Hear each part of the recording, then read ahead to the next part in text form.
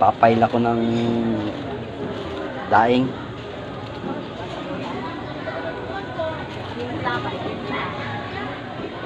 Yun ang ginagawa ko habang naghihintay sa mga customer na bumibili.